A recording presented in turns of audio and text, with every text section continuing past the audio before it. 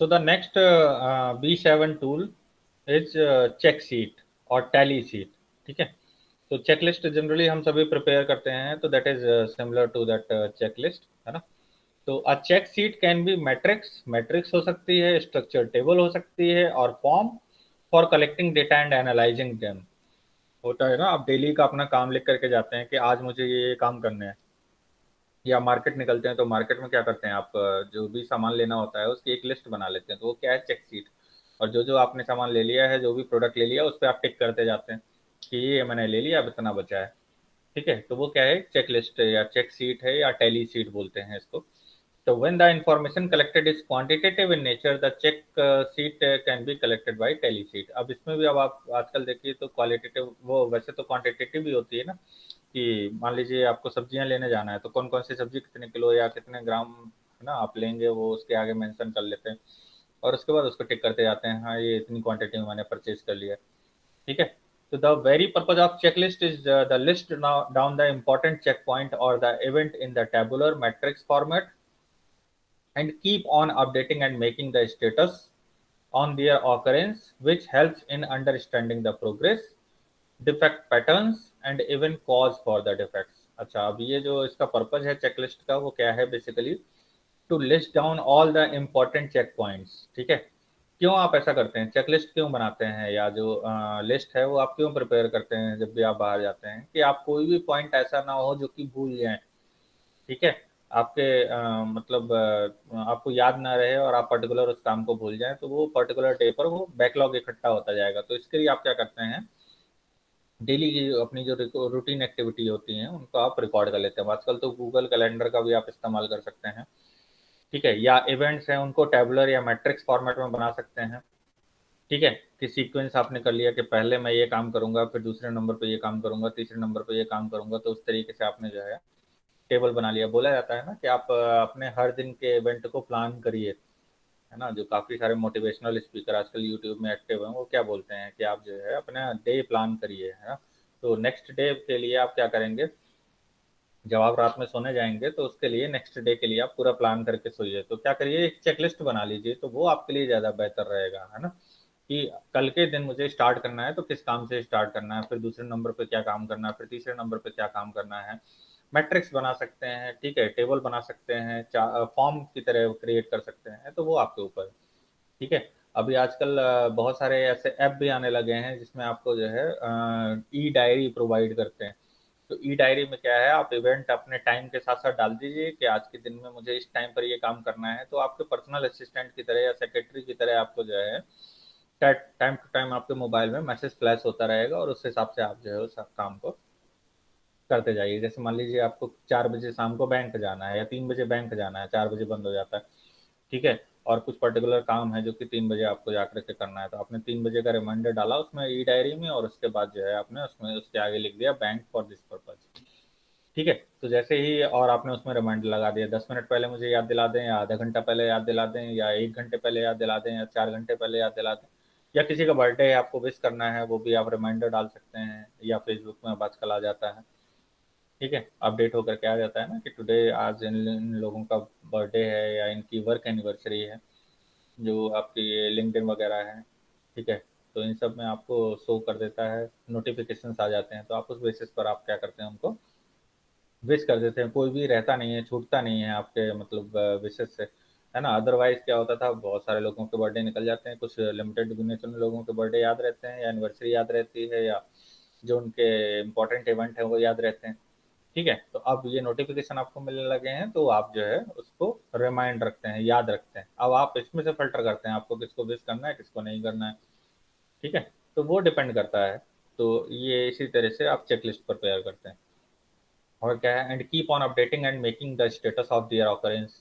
अच्छा, उसको अपडेट करते रहते हैं टाइम टू टाइम, उसके स्टेटस को, है ना, मार्क करते रहते हैं उसके ऑकरेंस के हिसाब से। होता है ना, चेकलिस्ट में आप टिक करते जाते हैं, which helps in understanding the progress, जो कि आपकी प्रोग्रेस को अंडरस्टैंड करने के लिए सही रहती है। ठीक है, डिफेक्ट पैटर्न को आइडेंटिफाई करने के लिए, और इवन अगर आप कॉजेज भी आइडेंटिफाई करना चाहते हैं डिफेक्ट्स के, तो वो भी आप इसके थ्रू कर सकते हैं। तो मैंने कहा ना, एक पर्टिकुलर प्रॉब्लम को डील करने के लिए आप कई सारे टूल्स का इस्तेमाल करते हैं। ठीक है, आज के टाइम में ऐसा नहीं है कि बिल्कुल रेडीमेड है कि नहीं ये टूल लगाओगे तो ही आपका काम चलेगा। आजकल क्या है, मिक्स ऑफ टूल्स का आप इस्तेमाल करते हैं। ठीक है, आप कॉम्बिनेशन देखते हैं कि इस पर्टिकुलर प्रॉब्लम से डील करने के लिए मैं कौन कौन से टूल अप्लाई करूंगा। ठीक है। तो this is what check sheet, तो या टैली शीट भी कहते हैं या इसे चेक लिस्ट भी कहते हैं। तो ये देखिए एक एग्जांपल है, जैसे डिफेक्ट टाइप है ना, तो मेजर है या माइनर है वो आपने जैसे मान लीजिए क्वांटिफाई कैटेगराइज नहीं किया है। ठीक है, आपने सिंपली मेजर हो या माइनर हो सारे आपने कर दिए। ठीक है, मेजर माइनर आपने अलग से जो बार ग्राफ है उसमें मेंशन कर रखा है, लेकिन यहाँ पर आप उसकी सिर्फ फ्रीक्वेंसी नोट कर रहे हैं। तो आपने जैसे मान लीजिए एक वीक का डेटा लिया, तो एक वीक में आपने देखा rusted item, for example Monday को संडे को कोई भी नहीं निकला। ठीक है, ऑकरेंस क्या है, नहीं है, एक भी नहीं है, जीरो है। मंडे को देखा तो चार आइटम्स जो है वो आपके रस्टेड निकले। ट्यूसडे को देखा तो दो ही आइटम थे जो रस्टेड थे। वेंसडे को देखा एक भी नहीं थे। थर्सडे को देखा फिर दो निकले। फिर फ्राइडे को देखा एक आइटम आपका जो रस्टेड था। सैटरडे को एक भी नहीं था। तो टोटल काउंट आपने देखा तो रस्टेड आइटम का कितना हुआ, 9। ठीक है, तो डिफेक्ट निकल आया कि जो डिफेक्ट रस्टेड आइटम के थ्रू निकला है वो है 9। ठीक है, आइटम विद स्क्रैच ये भी आपने नोटिस कर लिया, तो एक ही दिन हुआ है वो संडे को हुआ है, तो टोटल काउंट क्या है, 1।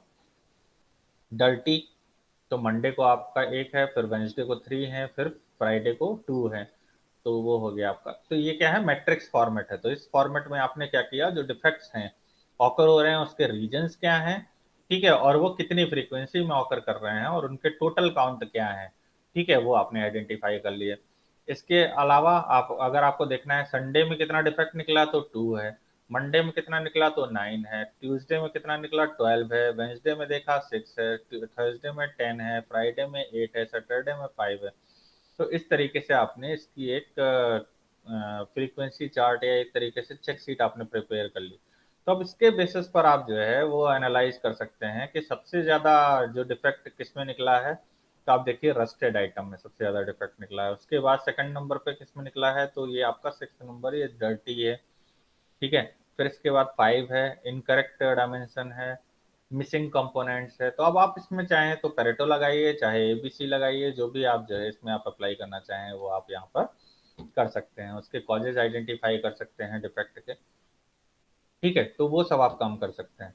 ठीक है, इसी तरह से संडे को 2 हैं, फिर मंडे को 9 है, ट्यूसडे को 12 क्यों है।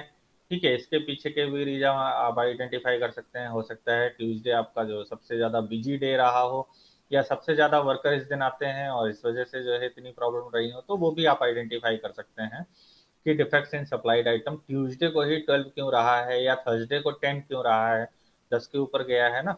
ठीक है, फिर मंडे को 9 रहा है और उसके बाद फिर धीरे धीरे ये फ्रीक्वेंसी कम होती गई और सबसे कम जो है डिफेक्ट संडे को रहा है। तो क्या ऐसे रीजन है कि संडे को डिफेक्ट कम रहा है। ठीक है, आपको वो वाली केस एक पता है ना, जो मार्केटिंग वाली case generally marketing faculty code करते रहते हैं। ठीक है, फोर्ड की कार का था, जबकि वो वनीला जब भी वो आइसक्रीम लेता था तो उसकी कार बंद हो जाती थी, तो फिर स्टार्ट नहीं होती थी, है ना। और वो दूसरे ब्रांड की आइसक्रीम लेता था तो वो जो है कार जब बंद कर देता था, तो दूसरे ब्रांड की जब आइसक्रीम लेता था तो उसकी कार स्टार्ट हो जाती थी, तो हीटअप हो जाता था, तो उसकी वजह से वो प्रॉब्लम था।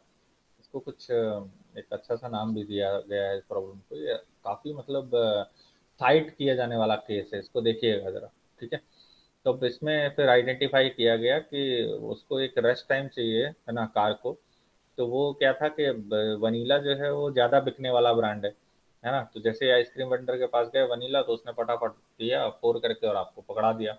और बाकी जो ब्रांड वो या बाकी जो आइसक्रीम का फ्लेवर बनाने में उसको टाइम लगता था, तो इस वजह से क्या होता था कि जब आप बंद करके और फिर कुछ देर बाद जब वो कार ठंडी हो जाती थी फिर आप स्टार्ट करते थे, तो आपकी कार स्टार्ट हो जाती थी। ठीक है, तो फिर उस प्रॉब्लम को रिजॉल्व किया गया। तो वो भी अब आप देखिए तो इस तरीके के भी फैक्टर्स जो है वो इम्पैक्ट डालते हैं, इस तरीके के भी केसेस आपको देखने को मिलते हैं। तो उनके पीछे के आप कॉजेज अगर आइडेंटिफाई करना चाहते हैं तो आपको इस तरीके की चेक शीट जरूर बनानी पड़ेगी। ठीक है, ये केस आप देखिएगा, आपको गूगल पर मिल जाएगा। ठीक है, क्योंकि काफ़ी ज़्यादा साइट किया जाने वाला केस है। मुझे अभी इसके बारे में बहुत ज़्यादा डिटेल याद नहीं है, लेकिन ये मैं काफ़ी जगहों पर सुन चुका हूँ। ठीक है, काफ़ी सारे वेबिनार्स में और कॉन्फ्रेंसेस वगैरह में, इंटरेक्शन में।